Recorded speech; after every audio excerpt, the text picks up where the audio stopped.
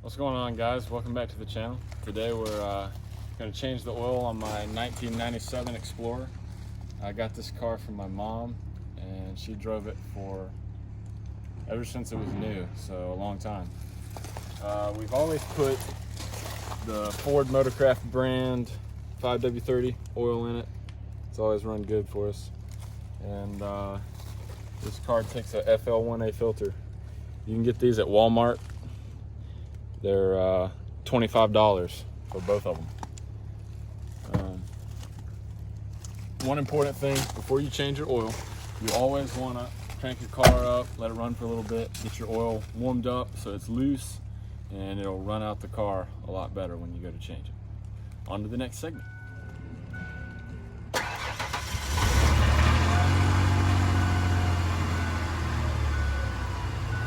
Alright, so we're back at the shop and we got the ramp set up. He's about to roll up on them.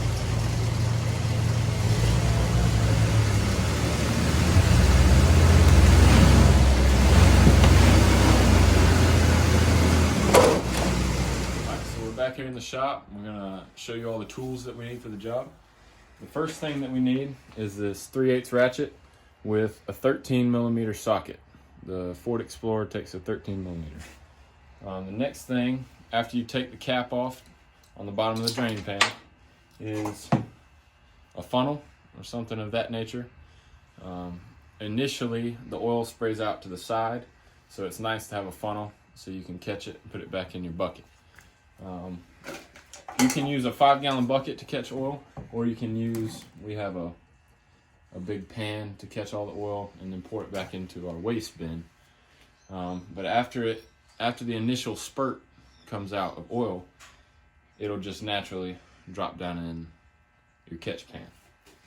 After that, you're gonna have to take your oil filter off. So you're gonna have to have some kind of filter wrench. We actually broke our nice one that turned down at an angle. This one, the handle comes straight out, so it's kind of hard to get up in there. So if you have one that turns down, that makes it really nice to get it out with. And then you have your new oil filter. Make sure you have an O-ring on top. And one very, very important tip is when you take the old one off, make sure that that old O-ring comes off. Because if the old O-ring does not come off and you put 2 of them on there, it's going to leak all over the floor. So make sure you have one O-ring when you put the filter back on. And then after that, we just put oil in it, and we're good to go. Alright, so my dad's loading gravel for, we got a pole job tomorrow. We're putting in poles for Verizon, but he's getting the truck loaded up, so. Alright, so we're outside ready to change the oil.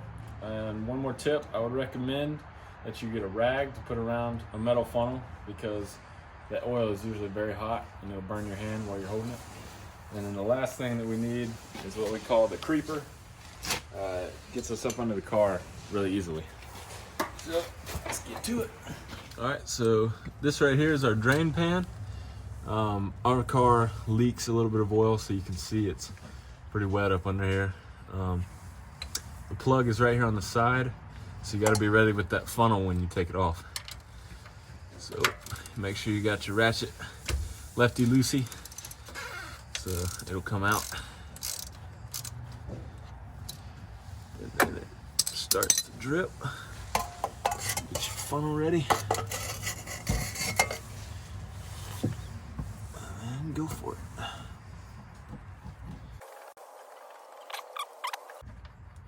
Ready? Comes. Alright, so there comes the oil there.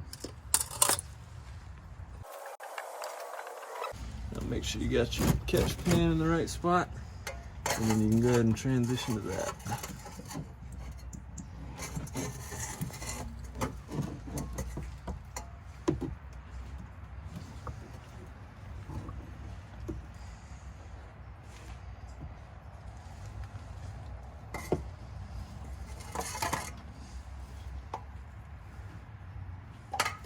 And you can tell it was definitely time for an oil change. This stuff is black.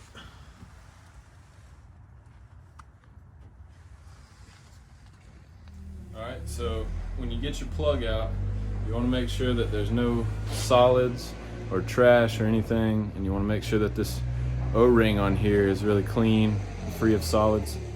And then another thing is, on your new filter, it's always a good idea to take some oil, probably some old stuff that you get out of the funnel or something like that. Make sure it has no solids, and then just wipe it right around the top of that O-ring, so when it screws on, it'll slide real nice on the metal. Alright, so now we're going to take the old filter off. The filter's right up in here, right next to your plug. So while it's still dripping, make sure you try not to get that on you while you're taking the filter off.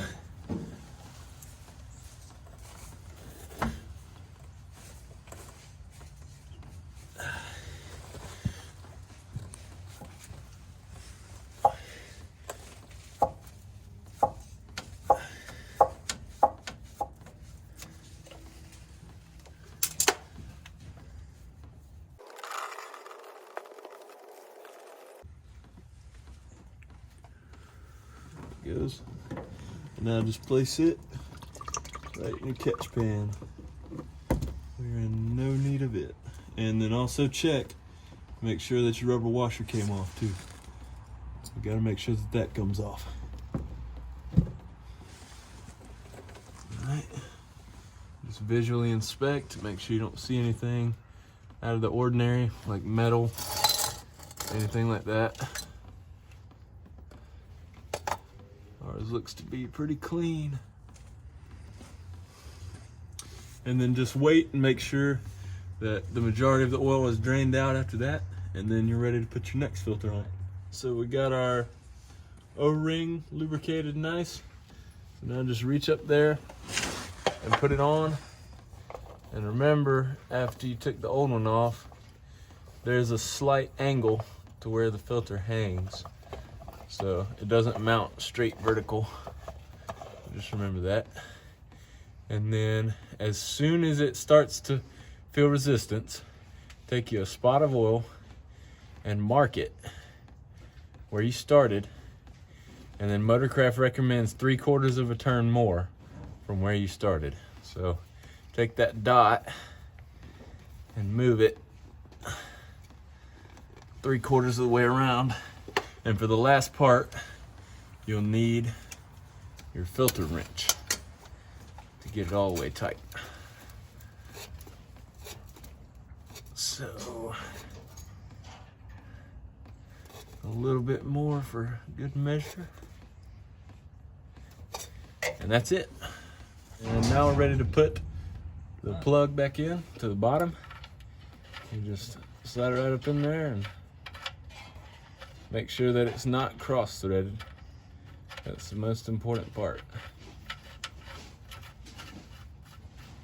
Oh, you'll be hating your life if you cross-thread it. So you get it tight, and then you gotta have your ratchet, which is right here. There you go. Now, righty-tighty. And you just get it nice and firm. Not too much. Your elbow will click when it's tight. Then wipe everything down, and you're ready to put oil in the top. All right, so the last thing is to put the oil in it. My car holds 5 US quarts. I'm not sure what other kind of quarts there are, but that's what mine holds. Right here on the side of the engine is where the oil goes. So you just screw that cap off. And then I have a little funnel that fits right in there nicely.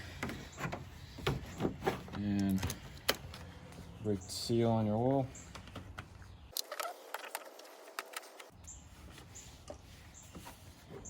And then you go ahead and add the oil.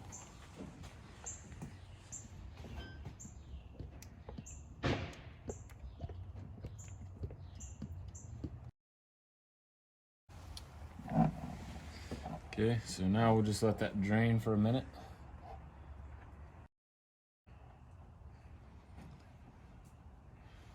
Okay, that's most of it. One important note is the engine oil check right here. don't do that before you crank the car up, because when you crank it up, the pump basically takes the oil and pumps it throughout the places where it goes. So it'll read that it's way too full right now if you do it before you crank it up. So let's go ahead and crank it up.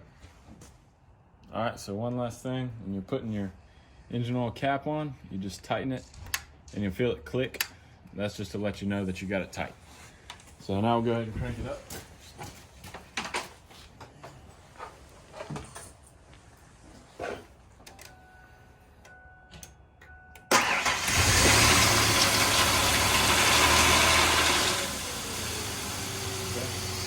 That's just what you want to hear. At first, you'll hear the engine knock a little bit while there's no oil in the pistons, and then as it takes up the oil, it'll start to run smooth, just like it's doing now. Last thing, you got to check and make sure that it's not leaking. So that's where it helps if you wiped it down earlier.